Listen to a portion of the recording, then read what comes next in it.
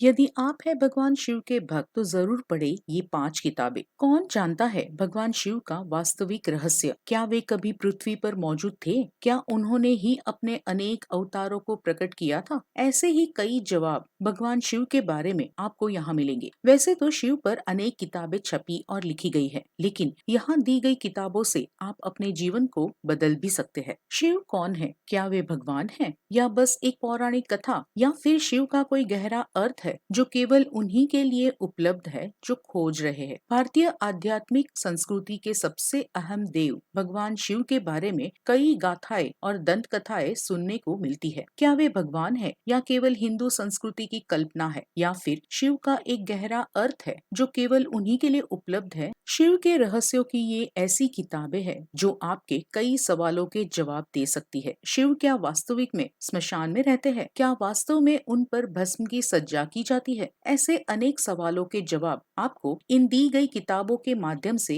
मिल सकती है। पहली किताब है द शिवा ट्रायलॉजी, मेलुहा के मृत्युंजय। इस किताब के लेखक अमीश त्रिपाठी ने इसकी रचना कुछ इस प्रकार की है कि जो भी व्यक्ति इस पुस्तकों के कुछ पन्ने पढ़ता है वह अगले पेज को पढ़ने के लिए अति उत्साहित हो जाता है। इन पुस्तकों को पढ़ते समय आपको ऐसा लगेगा मानो हर अगले पन्ने पर आप किसी रहस्य को खुलते देख रहे हो। इस किताब में यह बताया गया है कि अगर भगवान शिव एक इंसान होते तो उनका जीवन कैसा होता। यह पुस्तक शिव के जीवन को दर्शाती है और अगर आप भी शिव भक्त है तो आपको इसे अवश्य पढ़ना चाहिए। दूसरी किताब है द सीक्रेट्स ऑफ शिवा। हिंदुओं के अनगिनत देवी देवताओं में से शिव सबसे अधिक लोकप्रिय है। महादेव के नाम से भी जाने जाने वाले शिव विष्णु और ब्रह्मा के साथ हिंदू देवताओं के त्रिमूर्ति माने जाते हैं। शिव के अनेक रूप है। कहीं तो वह कैलाश पर्वत की बर्फीली चोटी पर बैठे अपने पर नियंत्रण रखने वाले एक ब्रह्मचारी योगी है जो दुनिया का विनाश करने की क्षमता रखते हैं, तो दूसरी ओर अपनी पत्नी और पुत्रों के साथ गृहस्थ आश्रम का आनंद भोगते हुए गृहस्थ है। इनमें से कौन सा है शिव का वास्तविक रूप? माथे पर तीसरी आंख, गर्दन में सर्प, शीश पर अर्धचंद्र, केशों से बहती गंगा और हाथों में त्रिशूल और डमरू। इन सब प्रतीकों का क्या अर्थ है? शिव के अनेक रूप और प्रतीकों के पीछे छिपे हैं हमारे पौराणिक अतीत के अनेक रहस्य, जिनमें से 7 को समझने का प्रयास इस पुस्तक में किया गया है। यदि आपको आगे जानना है तो इस किताब को अवश्य पढ़ें। तीसरी किताब है श्री शिव पुराण। वेद व्यास जी ने पुराणों में वर्णित किया है कि शिव जो स्वयंभू है, शाश्वत है, सर्वोच्च सत्ता है, विश्व चेतना है और ब्रह्मांडीय अस्तित्व के आधार है। सभी पुराणों में शिव पुराण को सर्वाधिक महत्वपूर्ण होने का दर्जा प्राप्त है। इसमें भगवान शिव के विविध रूपों, अवतारों, ज्योतिर्लिंगों, भक्तों और भक्ति का